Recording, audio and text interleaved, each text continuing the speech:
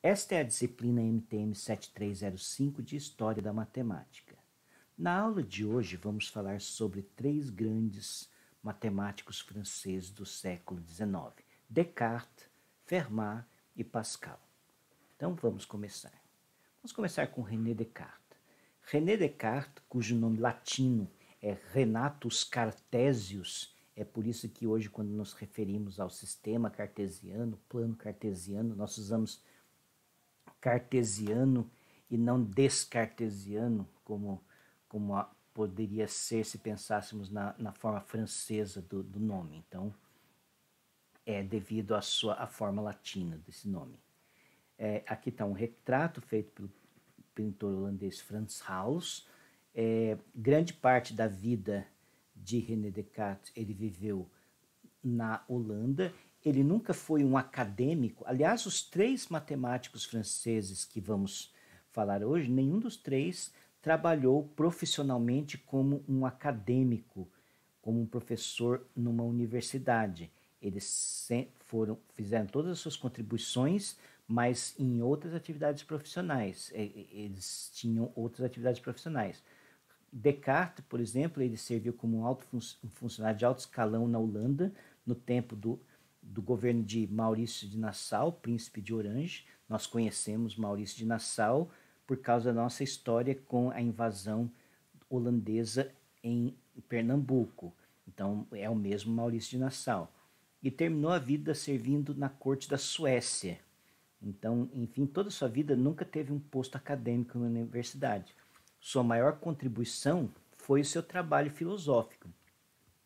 Então, nós sabemos do Discours sur la méthode, que é a obra mais importante de René Descartes, onde ele propõe um método para se conhecer a verdade além de qualquer dúvida. É o princípio da corrente filosófica chamada racionalismo. Basicamente, a ideia é que será que você pode duvidar de tudo? Até que ponto que você pode duvidar? Você pode duvidar da sua própria existência? Será que você pode estar sendo enganado sobre sua própria existência? Então esse é o ponto que ele colocava como se tivesse o gênio do mal, né? O malin genie, que enganasse os nossos sentidos para a gente pensar que existia. Mas aí tem a ponte que para você ser enganado, o seu raciocínio ser enganado da sua existência, isso já era uma prova que você existia. Tanto que aquela famosa frase, penso, logo existo, é uma frase decorrente desse raciocínio. Mas também não é só isso. A dúvida sistemática com respeito a todo o conhecimento é um dos passos para atingir a verdade. Mas existia também a análise, a síntese e a recapitulação, a revisão sistemática, que são outros pontos importantes para o método de você adquirir o conhecimento, de você conhecer a verdade, de você saber que uma proposição, que uma afirmação, se ela é verdadeira ou não, através do raciocínio do intelecto puro. Também Descartes se preocupou, entre outras coisas, com temas como a dualidade entre o corpo físico e a alma. Ele achava que a ligação entre duas realidades do ser humano, o corpo e a alma, se ligavam pela glândula pineal. Então, isso eram hipóteses que ele fazia. Ele também é famoso por argumentos em prol da existência de Deus, que é basicamente uma reformulação do famoso argumento ontológico de Santo Anselmo de Canterbury. Santo Anselmo foi o primeiro a elaborar um argumento que é chamado argumento ontológico. Quer dizer, o argumento ontológico da existência de Deus basicamente diz o seguinte: se nós conseguimos imaginar um ser perfeito em todas as suas instâncias, então, em particular, a existência, se esse ser não existisse, então ele não seria perfeito, porque um outro ser com as mesmas qualidades a priori admitidas sobre ele e mais a existência seria mais perfeita. Então a existência decorreria assim naturalmente de sua perfeição absoluta. Esses argumentos têm muitas falhas lógicas, mas é um debate que perdura os séculos, essa discussão sobre argumentos racionais a respeito da existência ou não de Deus. Mas isso não é a história do nossa aula. Nossa aula nós vamos falar sobre a contribuição matemática de René Descartes. René Descartes, ele escreveu uma obra que, na verdade, foi um dos apêndices do Discours sur la méthode, e então esse apêndice que é chamado La Géométrie, que foi a obra mais importante, mais relevante do ponto de vista matemático de Descartes. Então, La Géométrie é a fundamentação do que hoje nós conhecemos como geometria analítica. Então, um dos pontos interessantes sobre a obra de Descartes, sobre o porquê que ela era revolucionária em alguns pontos. Então, a álgebra tinha atingido seu cume na Europa no século XVI, nos tempos de Tartaglia, Cardano e a resolução de equações de terceiro e quarto grau. Então, esse foi um grande momento criativo, uma explosão de ideias novas e que deu um impulso ao que nós chamamos hoje de álgebra. Mas, por exemplo, coisas que ainda eram limitações para o desenvolvimento da álgebra. Quando um algebrista olhava uma equação, vamos supor que uma equação de terceiro grau, então aparecia ali um coeficiente de x ao cubo, um termo em x ao cubo. Então ele imaginava que aquela equação era uma equação que correspondia a volumes. Então ele era uma igualdade entre volumes. Então quando aparecia um termo em x quadrado, então tem o termo x ao cubo e tinha o termo em x quadrado. Então aquele x quadrado era interpretado como uma área. Isso significava que o coeficiente que acompanhava o x quadrado tinha que ter dimensão de comprimento. Aí se você tivesse naquela mesma equação que envolvesse um x ao cubo e tivesse um termo que dependesse de x, aquele x era interpretado como comprimento. Então, o coeficiente estaria relacionado com a dimensão de área. E assim sucessivamente. O termo independente, ele mesmo teria dimensão de volume.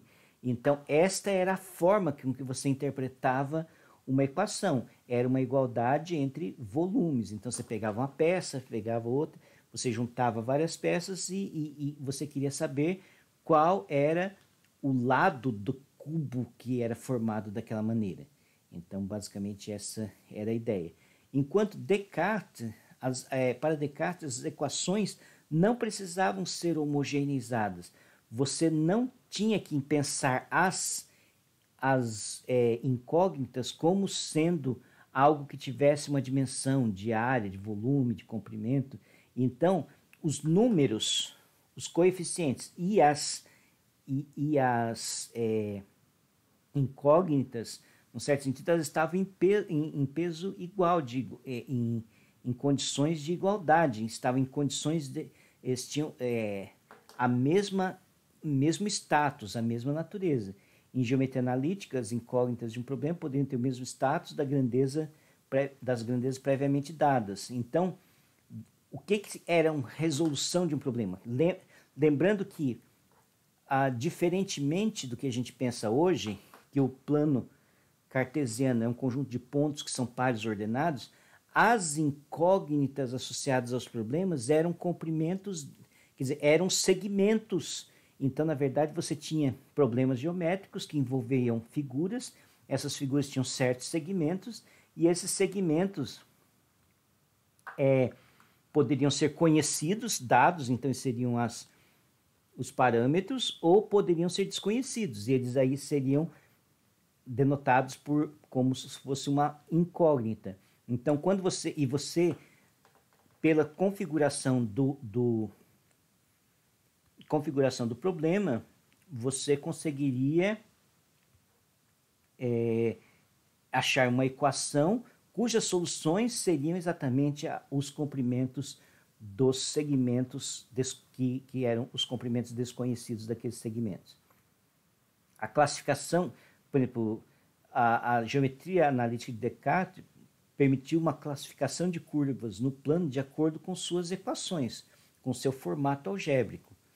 E também surgiu a noção de um lugar geométrico, que seria um conjunto maximal dos pontos que satisfizesse uma certa propriedade. Por exemplo, propriedade de estar equidistante de um determinado número de retas, ou então conjunto que está... Bom, em geral tem a ver com conjuntos que satisfaziam propriedades envolvendo distâncias a determinados objetos fixados. E uma outra coisa interessante é que você poderia codificar todas essas informações num único sistema de coordenadas, que acomodava todas as figuras envolvidas no problema. Porque não quer dizer que René Descartes foi o primeiro a inventar coordenadas. Coordenadas já existiam desde a antiguidade. Em Apolônio, quando ele estudava cônicas, ele tinha criado um sistema específico de coordenadas para descrever as cônicas, mas essas coordenadas eram dadas a posteriori. Primeiro você tinha a figura, com a figura a cônica, você conseguia ter, a partir de uma tangente e de um diâmetro ou de uma reta paralela ao diâmetro, você conseguia então determinar, dado uma parábola, por exemplo, você tinha a tangente em um certo ponto, uma reta que seria paralela ao eixo principal da parábola e todos os segmentos que cruzavam e que eram paralelos àquela reta tangente, e eles eram cruzados no ponto médio. E isso dava mais ou menos um sistema de coordenadas, e você sabia que a expressão da parábola significava que o comprimento vertical seria proporcional ao quadrado do comprimento horizontal. Então, mas aqui nós estamos falando de uma coisa mais avançada, que é um sistema de coordenadas que pode ser dado para você resolver todos os problemas. Então, os problemas iriam aparecer com o sistema de coordenadas já posto como um pano de fundo. É claro que tem algumas diferenças. Por exemplo, os eixos coordenados eram escolhidos a partir da configuração do problema. Então, você tinha um problema geométrico, então você queria conhecer, vamos supor que você tivesse dois segmentos, um que você denominaria por x e outro por y, então você poria x como sendo a reta que contivesse aquele segmento. Então, a coordenada x estaria relacionado com aquele comprimento padrão que foi dado ali, que seria o segmento que você quer. E y seria o perpendicular. Em geral, você escolhia um sistema ortogonal, mas não necessariamente você precisa ter um sistema ortogonal para representar os pontos no plano. Então, primeira coisa.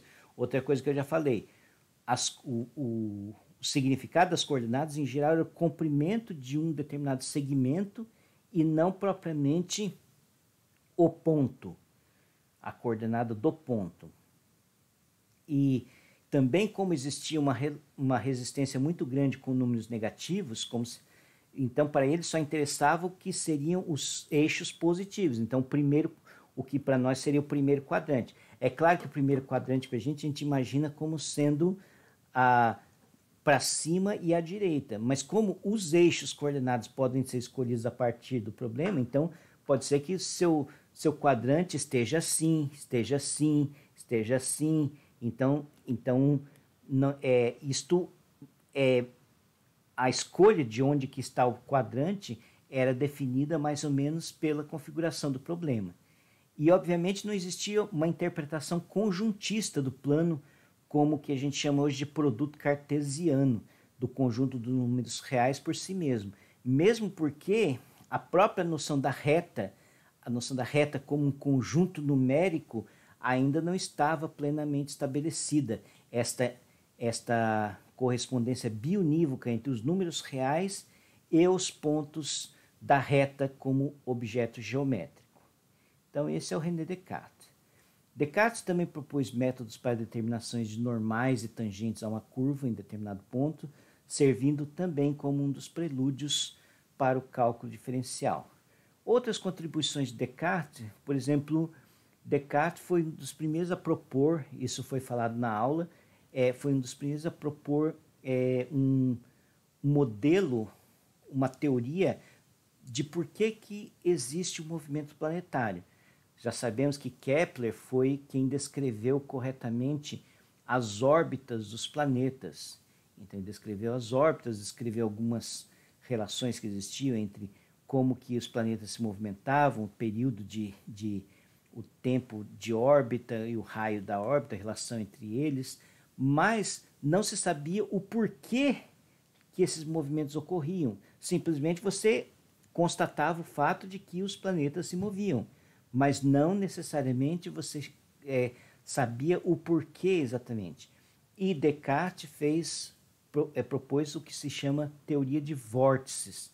Então, para Descartes, é como se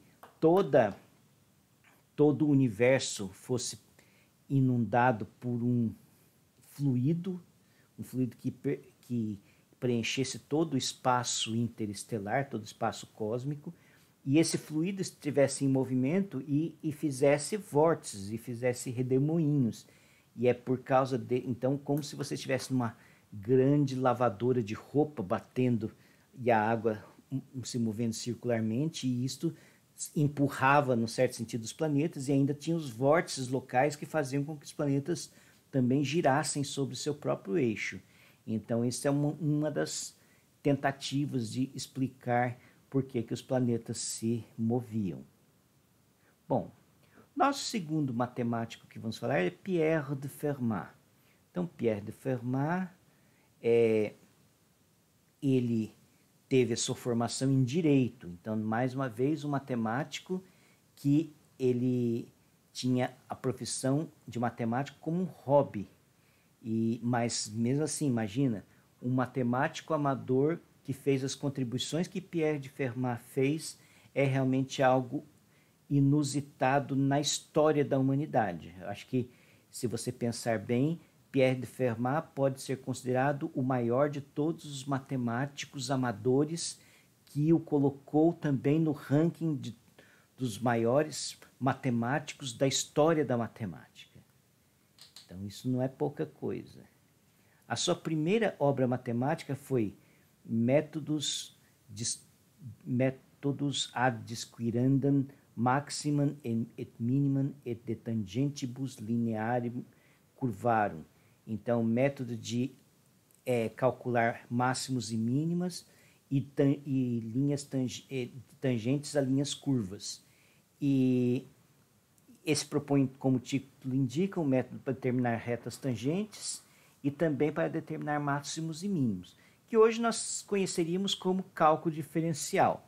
Então, esse método é chamado método da adequação. Foi discutido em aula também, na nossa aula síncrona, o que significa esse método da adequação, que é basicamente você tem a curva, você tem a reta tangente a um ponto, e você pensa que andar sobre a reta e andar sobre a curva, obviamente, são diferentes, mas você pensa que numa distância muito pequena, você pode confundir as duas coisas. Você estar andando sobre a reta ou você estar andando sobre a curva. Então, basicamente, esta é o método que, no final, é equivalente a você calcular a derivada no ponto. Todos eles são, porque, na verdade, você calcular, determinar uma reta tangente a uma curva, é você calcular uma derivada. Mas Fermat também utilizou séries geométricas para calcular integral de funções de tipo y igual a x a n, isso também foi discutido em aula. Determinou o centro de gravidade de diversas figuras planas. Também, em teoria de números, ele estudou equações de Pell, números perfeitos, números amigos, e o que tornaria conhecido posteriormente como números de Fermat. Então, e alguns resultados importantes em teoria de números. Por exemplo, temos o pequeno teorema de Fermat, que diz que se um número dado um número primo, se um número não é divisível por P, basicamente o número A ser primo com P significa não ser divisível por P, então acontece essa congruência, que o A elevado a P menos 1 é congruente a 1 módulo P. É claro que essa notação é moderna. Fermat não escrevia assim, mas basicamente ele está dizendo que se você dividir por P o A elevado a P menos 1, vai dar resto 1. Basicamente é isso que a gente poderia dizer assim em termos mais, talvez, verossímeis de como o Fermat pensava. O teorema dos dois quadrados, que diz que todo número primo que é côngruo a 1 módulo 4, quer dizer, da forma 4k mais 1, ele pode ser escrito como a soma de dois quadrados. Outro teorema importante é o teorema dos números poligonais. Todo número inteiro pode ser escrito no máximo como a soma de n números n-agonais. Então, pode ser escrito no máximo como 3 números triangulares, como 4 números quadrados, como 5 números pentagonais. Então, esse é um teorema importante de Fermat em teoria de números. E outros resultados importantes. O princípio de Fermat, que estabelece que a luz sempre percorre a trajetória que demanda o menor tempo. Então, esse é importante, que é o primeiro princípio variacional da história. Então, com esse princípio, você consegue determinar aquela lei de reflexão, que o ângulo de reflexão é igual ao ângulo de incidência sobre a superfície do espelho, assim como também você deduz a lei de Snell, que tem a ver com a refração, o ângulo de incidência e o ângulo refratado, os senos, na verdade, a relação entre os senos desses ângulos no dióptro, que tem a ver com o coeficiente, com o índice de refração de cada meio. Na verdade, o índice de refração tem a ver com a velocidade com que a luz anda nesses respectivos meios. Um outro problema é o problema da divisão de prêmios, ou é um dos marcos na história da probabilidade. O que significa esse problema? Então, vamos supor que tem dois jogadores que vão jogar um jogo que depende única e exclusivamente das capacidades do jogador. Então, ambos os jogadores estão igualmente aptos a jogar esse jogo, tem a mesma probabilidade de ganhar. Vamos supor que um jogo de xadrez e dois enxadristas de igual nível estão lá jogando. E vamos supor que eles façam uma aposta. Então, eles colocam um certo fundo e eles fazem questão assim, após um certo número de... Quem ganhar, primeiro que ganhar um certo número de partidas, leva todo o prêmio. Então, leva o prêmio das apostas. Só que, por alguma razão, esse campeonato teve que ser interrompido antes de um dos dois ter atingido esse número mínimo de vitórias. E aí a pergunta é, como é que eles, a partir do momento, o primeiro jogador teve uma certa quantidade de vitórias, o segundo teve uma outra quantidade de vitórias, a partir desses dados concretos, como que eles podem ir lá naquela caixa e dividir justamente aquele prêmio, assim, de novo, se um dos jogadores tivesse atingido, vamos supor, 10 vitórias, em primeiro lugar ele levava o prêmio inteiro, mas vamos supor que está 7-6 ou 7-5, então um jogador tem 7 vitórias, outro tem 5, como que você calcularia, como que teria que ser a divisão honesta em relação à quantidade de vitórias que cada um teve e a probabilidade de no final ganhar o torneio? Então, basicamente, esta é a pergunta que levou ao desenvolvimento da teoria das probabilidades. Esse é um problema que foi discutido numa série de correspondência entre Fermat e Pascal, do qual ainda falaremos nesta aula. E aqui está Blaise Pascal. Blaise Pascal, ele era filho de um juiz, então ele era de uma família, num certo sentido, importante e tinha uma família abastada, e ele mostrou desde muito cedo uma genialidade, uma inteligência acima do normal. E aos 16 anos, tendo contato com a obra de Desargues, que é o pai da geometria projetiva, Então, Desargues escreveu bastante sobre seções cônicas. Então, Pascal escreveu sua primeira obra matemática, que é Essai pour le conique. Nesta obra, ele provou o que hoje a gente conhece como Teorema de Pascal. O que é o Teorema de Pascal? Então, o Teorema de Pascal diz o seguinte: se você pega um hexágono, se os vértices desse hexágono estão sob uma cônica, então os três pares de lados opostos se cruzam em uma reta. Difícil de ver? Então, vamos ver essa figurinha aqui. Então, o hexágono é A, E, C, D, B, F. Então, se você pega os pares de lados opostos, assim, os pares de vértices opostos, você vai ter quer dizer, quais são os lados opostos? Por exemplo, AB, quer dizer, AE e DB. Esses são dois lados opostos. Então, você pega as extremidades dos lados opostos e intersecta os dois segmentos que unem essas extremidades. Aí você pega dois outros lados opostos, AD e CF. Então, faz a mesma coisa. Depois, outros dois lados opostos, EC e BF. Então, cruza também os vértices na maneira como está representado aí.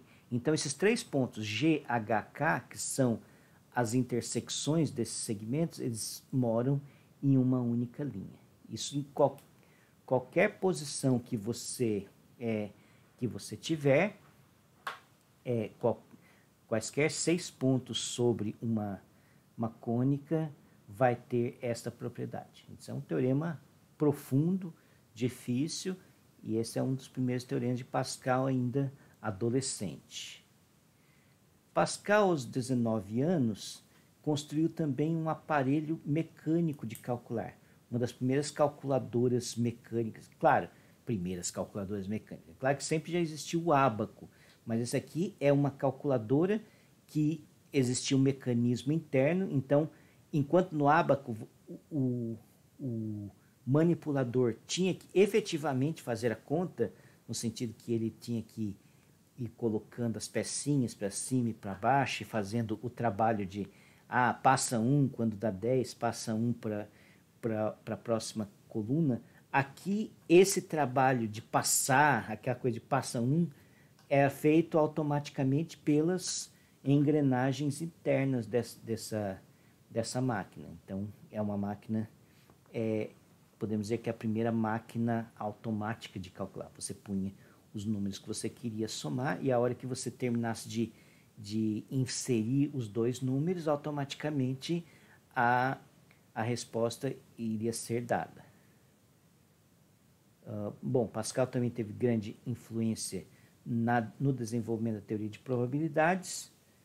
Então, como a gente falou lá do caso do problema da divisão do prêmio, e também num livro que se chama Traité du triangle arithmétique, Pascal se dedica a estudar as propriedades dos coeficientes binomiais.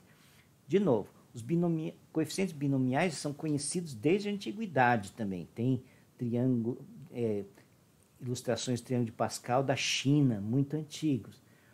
E outros matemáticos antes do próprio Pascal, ainda na Europa, por exemplo, o Luca Pacioli, o próprio Stiefel, várias pessoas, o Viette, François Viette, todos eles conheciam os coeficientes binomiais, mas, num certo sentido, esta foi uma obra, um tratado dedicado aos resultados referentes aos coeficientes binomiais. Então, quer dizer, e tanto que hoje esse triângulo aritmético que é composto pelos coeficientes binomiais, pelas combinações de elementos, n elementos, k a k, essas são assim que você monta o triângulo, é conhecido como triângulo de Pascal. Então, Pascal, devido a uma crise aguda de dor de dente em uma certa circunstância, decidiu estudar as propriedades do cicloide. E ao ver sua dor passar, ele percebeu que isso era um sinal divino de aprovação para os seus estudos. Então, Pascal, depois disso, ele propôs um concurso, um, um torneio onde as pessoas, aberto para que pessoas pudessem resolver problemas como, por exemplo, centro de gravidade, quadratura, que é o cálculo da área. O cálculo da área a gente discutiu em aula. Uma das primeiras resoluções é do Gilles Persson de Roberval, que conhecia Pascal e participou desse concurso que o Pascal propôs. E o problema da retificação, que hoje a gente pode pensar, hoje a gente diria que é o cálculo do comprimento de arco do cicloide. O problema do cálculo da retificação foi proposto, uma das soluções, pelo arquiteto inglês, arquiteto e matemático, porque para ter uma solução de um problema desse tinha que ter um conhecimento matemático razoável, uma sofisticação do intelecto, Christopher Wren. Então, Christopher Wren, que foi quem reconstruiu Londres após o grande incêndio, é quem projetou a Catedral de St. Paul em Londres, e um dos fundadores da Royal Society. Ele propôs um método de retificação do cicloide nesse debate promovido por Pascal. Então, Pascal ele teve também contribuições importantes para o desenvolvimento da hidrostática, a famosa lei de Pascal, que diz que a mudança de pressão em fluido incompressível se propaga uniformemente. Então, isso é o princípio de fundamento por trás do funcionamento de máquinas e prensa hidráulica, macaco hidráulico. Por exemplo, quando você, numa oficina mecânica, o cara para levantar o carro, aquela plataforma assim, então ele faz uma pequena força, baixando uma alavanca que está pressionando um líquido, mas esse líquido está sendo pressionado numa pequena área, uma área estreita, enquanto o líquido que está sustentando, o mesmo líquido está num recipiente que está unido com o líquido debaixo daquela plataforma, só que numa grande área.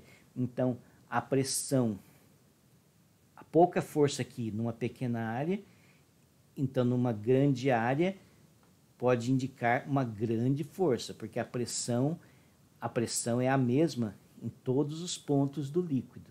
Então, essa é basicamente a ideia do princípio de Pascal, que é importante hoje. Quando você pega um carro e com direção hidráulica, e aquilo é molinho, enquanto, quer dizer, você faz um pequeno esforço aqui para virar a direção do carro, e os pneus do seu carro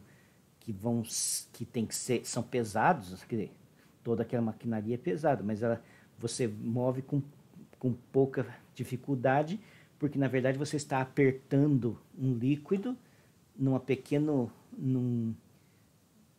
pequeno espaço, enquanto esse líquido, essa pressão que você está fazendo aqui, vai ter um efeito de mover um negócio muito maior, muito mais pesado, mas também porque ele está sendo colocado numa área maior. Então, essa basicamente é a ideia do princípio de Pascal. Mas Pascal ele é mais conhecido pelo seu pensamento religioso, filosófico. Então, Pascal também tem uma obra muito relevante do ponto de vista religioso. Sua obra mais importante, mais conhecida, são Pensées, que são pensamentos e reflete o seu caráter cristão.